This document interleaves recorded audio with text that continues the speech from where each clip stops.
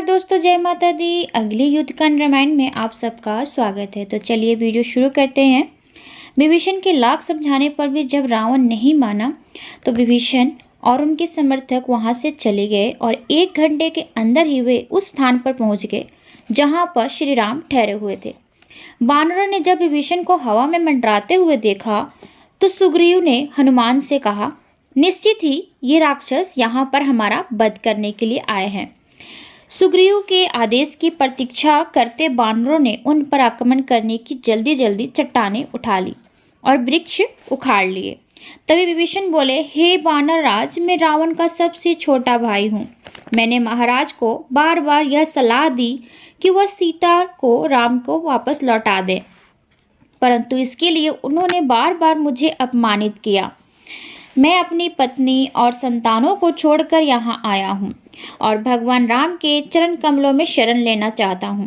कृपया करके उन्हें मेरे उद्देश्यों के बारे में सूचना दें। सुग्रीव श्री राम के पास जाकर बोले, शत्रु राक्षसों में से एक यहाँ आया है। वह कहता है कि उसने रावण का साथ छोड़ दिया है, परंतु मुझे ऐसा लगता है कि उस पर विश्वास नहीं किया जा सकता है। राक्षस विश्वास के योग्य नहीं हो सकता है, इसलिए मेरे विचार से वह एक जासूस है। यदि हम उस पर विश्वास करते हैं तो इसके परिणाम स्वरूप हमें बहुत हानि उठानी पड़ सकती है।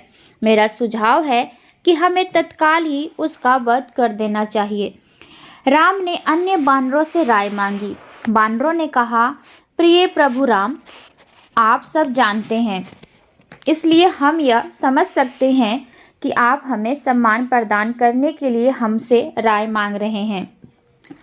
अंगद ने सुझाव दिया, यदि हम इस राक्षस का इस्तेमाल अपने फायदे के लिए कर सकें तो हमें बहुत सावधानी से उसे स्वीकार करना होगा, परंतु ऐसा करने में बहुत अधिक जोखिम है। इसलिए बेहतर होगा कि हम उससे स्वीकार करने से मना कर दें। सरभ बोले, हमें इन राक्षसों पर गुप्तचर नियुक्त कर देने चाहिए। यदि अच्छी तरह से जांच परख लेने के बाद यह पता चलता है कि हम उसे सहभागी बना सकते हैं, तब उसका स्वागत किया जाना चाहिए। जामन ने चेतावनी दी, राक्षसों के प्रति बहुत सचेत रहना चाहिए और शंका रखनी चाहिए। जबकि मैदा बोले, उसे अपनाने के बारे में सोचने से पहले उससे अच्छी तरह से पूछताछ करनी चाहिए। वाक कला में निपुण बुद्धिमान हनुमान बोले, हमारे पास इतना समय नहीं है कि हम विभीषण की परीक्षा ले सकें, परंतु मेरे विचार से वह पूरी गंभीरता और ईमानदारी के साथ भगवान राम की शरण लेने यहाँ आए हुए हैं।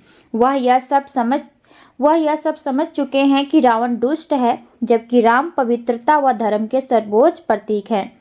उनका शांत मुख व संयत वाणी यह दर्शाते हैं कि उनका उद्देश्य पाप रहित है, क्योंकि कोई धूर्त व्यक्ति इतनी अच्छी तरह से शांतचित्त नहीं रह सकता है। अपनी मंशा को पूरी तरह छुपाए रखना किसी भी व्यक्ति के लिए पूर्णतः संभव नहीं होता। व्यक्ति के हाव भाव उसके विचारों की चुगली कर देते हैं। मेरे विचार से हमें विभीषण को बिना किसी शंका के अपना मित्र स्वीकार कर लेना चाहिए। हनुमान की बात सुनकर राम बहुत प्रसन्न हुए, परंतु सुग्रीव ने तब भी आग्रहपूर्वक कहा, विभीषण ने युद्ध की आशंका के समय हम अपने भाई का त्याग किया है, जिससे यह समझा जा सकता है कि वह किसी को भी धोखा दे सकता है। राम बोले, मेरे विचार से विभीषण ने न्यायोचित के कारण से रावण का साथ छोड़ा है। आखिरकार राज परिवारों में इस प्रकार के मतभेद अक्सर उभरते हैं। आइए हम सब उन्हें अपने मित्र के रूप में स्वीकार करके उनका स्वागत करें। सुग्रीव ने मंद स्वर में विरोध किया, हो सकता है कि उसे रावण ने ही भेजा हो। सुरक्षा कारणों से ही सही, हमें तत्काल उसे बंदी बना लेना चाहिए और उसका वध कर देना चाहिए।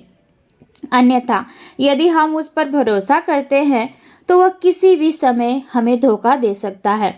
श्री राम मुस्कुरा कर बोले, क्या आप सचमुच यह सोचते हैं कि यह राक्षस मुझे नुकसान पहुंचा सकता है? अपनी उंगली के सिरे मात्र से मैं समस्त राक्षसों और असुरों का वध कर सकता हूँ। अब मैं आपको एक कथा सुनाता हूँ, इसलिए कृपया करके ध्यानपूर्वक इसे सुनिए। तो मिलते हैं अगली वीडियो में, तब तक के लिए इजाज़त दीजिए। धन्यवाद।